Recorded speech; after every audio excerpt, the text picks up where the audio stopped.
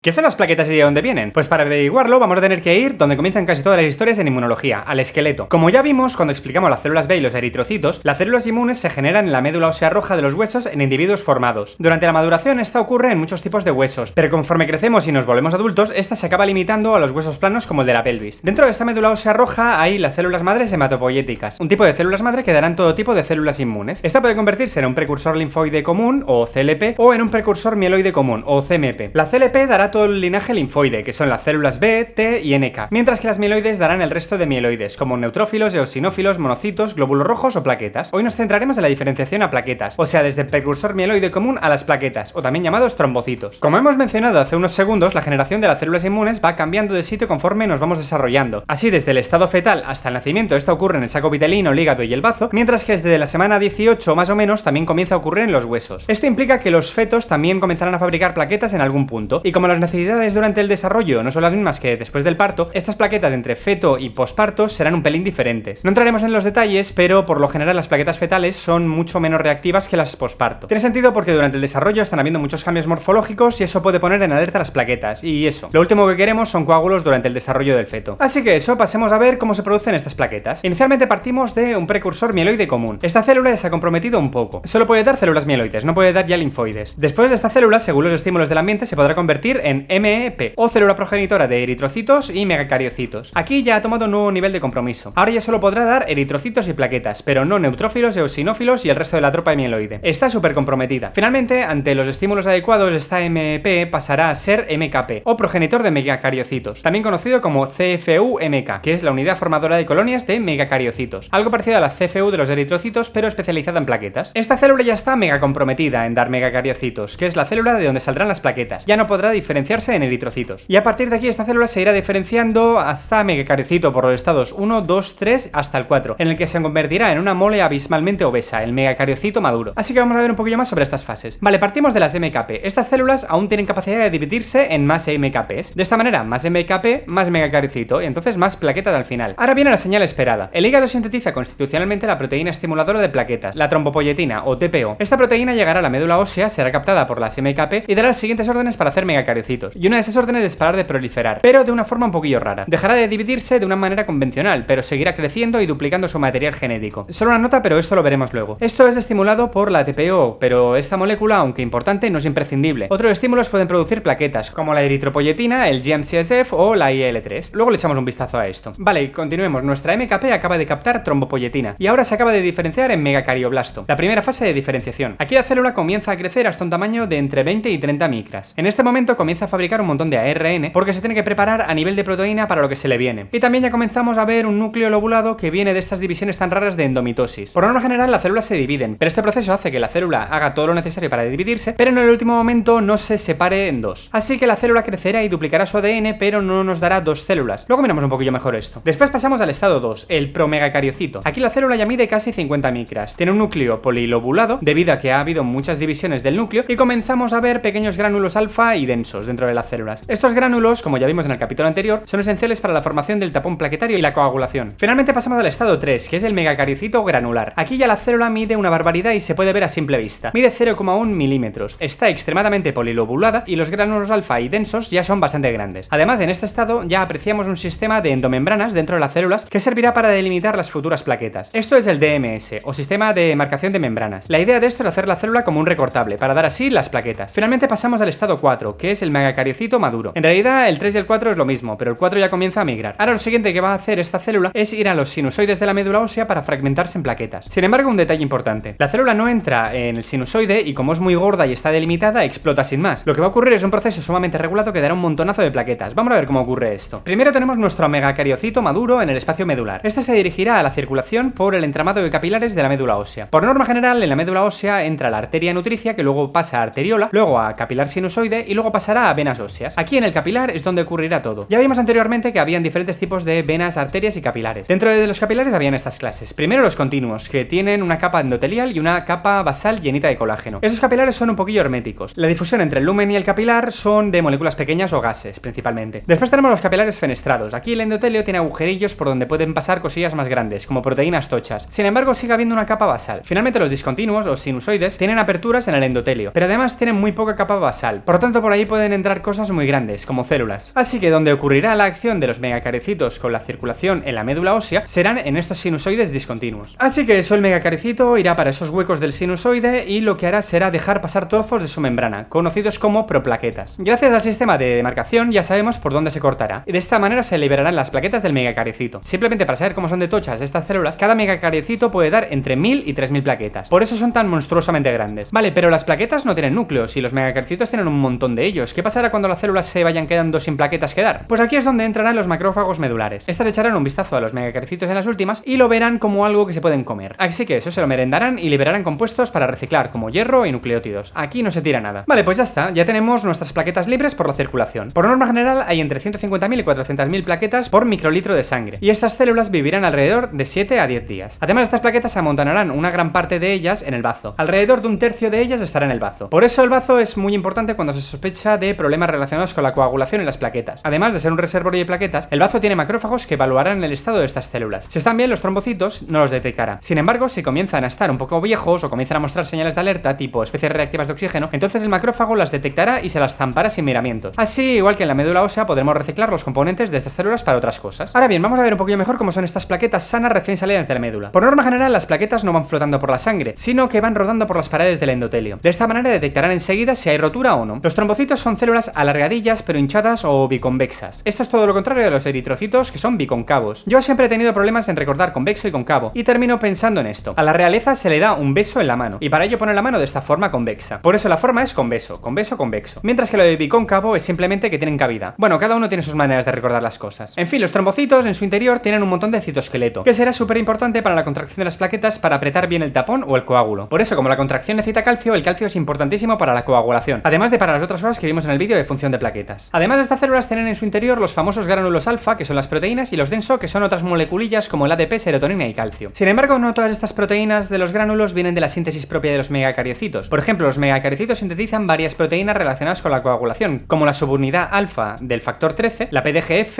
PF4 o PAZ. Ojo aquí, los trombocitos fabrican factor 13 alfa, pero tanto las unidades alfa como las betas también las sintetiza el hígado. Un detalle que no expliqué en el vídeo anterior. También los gránulos tienen fibrinógeno, pero este es completamente de origen hepático. El trombocito solo lo acumula. Y lo mismo pasa con el factor de Van Willebrand, que viene del endotelio. En cuanto a los gránulos densos, estos son de calcio, ADP, ATP y serotonina. El ATP y el ATP vienen del propio metabolismo del trombocito y megacariocito, pero tanto el calcio como la serotonina la cogen de la sangre y solo los acumulan. También recordad que los trombocitos son células sin núcleo, por lo tanto no pueden transcribir más ARN, sin embargo aún conservan algo de maquinaria de síntesis, como el ARN mensajero, el tARN, ribosomas, algo de aparato de Golgi, retículo endoplasmático y unas pocas mitocondrias para mantener la integridad y un poco la energía necesaria para la síntesis de unos pocos ARN mensajeros que les quedan. Este sería el caso, por ejemplo, de la síntesis de COX-1 u otros factores de regulación. Finalmente, los trombocitos pueden cambiar su forma una vez activados por el tromboxano A2 y la trombina. Estos cogerán un aspecto más estrellado con pseudópodos, que son como tentaculillos, y comenzarán a sacar a la superficie el receptor de fibrinógeno GP2B3A, que será el que ayude a unir las plaquetas entre ellas. Vale, ya hemos visto cómo son las plaquetas. Ahora una dudilla. ¿Los megacaricitos no salen a la sangre? ¿Ninguno de ellos? Pues la cosa es que los megacaricitos, aparte de producir plaquetas, también tienen algunas funciones de regulación, y también algunos de ellos, muy pocos, pueden salir a la sangre. En la médula, por ejemplo, tienen algunas funciones relacionadas con el mantenimiento de células madre hematopoyéticas, pero también tienen algún rol frente a situaciones inflamatorias. Además, que se ha visto que pueden haber diferentes poblaciones según los marcadores MY, LK4, LSP1 y ARNTL. En cuanto a los megacaricitos que salen a la sangre, la mayor parte de ellos se quedan atrapados en los capilares pulmonares, convirtiéndose en una zona secundaria de producción de plaquetas. También se ha visto que en el pulmón podrían tener una función relacionada con las células inmunes. El campo de los megacaricitos quizá necesita un poquito más de exploración fuera de simplemente la producción de plaquetas. Vale, pasamos ahora a hablar de la regulación de plaquetas. Comencemos hablando de la trombopoyetina. Esta proteína es principalmente sintetizada constitutivamente, es decir, todo el rato, por el hígado, aunque también hacen un poquillo los riñones y la médula ósea. Esta TPO, una vez sintetizada, flotará por el plasma y se unirá al receptor CMPL de las plaquetas. Una vez unido al receptor, las plaquetas internalizarán este TPO y lo degradarán. De esta manera hay un equilibrio en la sangre de TPO producido, TPO unida a plaqueta y TPO libre. Cuando hay un problema en las plaquetas y, por ejemplo, disminuye el número, entonces la TPO no podrá unirse a ellas y habrá más TPO libre. Esta llegará hasta la médula ósea y estimulará los precursores de megacariocitos para fabricar más plaquetas. Esta es la manera que tiene el cuerpo de detectar la falta de plaquetas, por la TPO libre en sangre. Como nota, lo que dijimos antes, la TPO es muy importante, pero no es imprescindible para la fabricación de plaquetas. Hay otras proteínas que pueden suplir el rol en determinadas situaciones, como la EPO, el GM-CSF o la IL-3. Además, estímulos proinflamatorios, como la IL-6, puede decirle al hígado que sintetice más TPO. Esto es para preparar el cuerpo para una reacción de inflamación que probablemente necesitará reparación de vasos. Si es que el hígado está en todo. Finalmente, antes de terminar, vamos a echar un ojo a esto de la endomitosis. Este proceso no solo ocurre en megacaricitos, megacariocitos. También se ha visto en hepatocitos del hígado. La idea es esta: lo normal es que las células se dividan por mitosis y de una célula salgan dos. Para ello, la célula pasa por diferentes fases: la G1, que es donde crece, la fase S, que es donde se duplica el ADN, la fase G2 de preparación y la fase M de mitosis, que está compuesta por la profase, metafase, anafase y telofase, donde ocurrirá la condensación de los cromosomas y la separación de cromátidas. Finalmente, cuando está toda la célula lista para dividirse, ocurrirá la citocinesis, donde se separa el citoplasma en dos células. Este proceso ya lo veremos más en detalle en otro vídeo. Esto se lo explico para hacer 5 céntimos de la endomitosis. La cosa es que la TPO estimula el bloqueo en esta última fase de la citocinesis, impidiendo que la célula pueda separarse en dos. Por eso en las fases de megacarioplasto a megacariocito hay un aumento de masa, mucha duplicación de ADN, pasando de tener 2 cromosomas de cada, o sea, ser diploide, a tener un montón de cromosomas, es decir, ser poliploide, y finalmente lo que no hay es una separación del citoplasma. Por eso al final se transforman en estos monstruos. Así que, ¿qué sacamos de todo esto? Pues bien, que los megacaricitos crecen de forma rara, las plaquetas se forman de una forma rara y que las plaquetas son la propia señal de alerta para hacer más plaquetas a través de la TPO. Ya se sabe más o menos qué son las plaquetas y de dónde salen.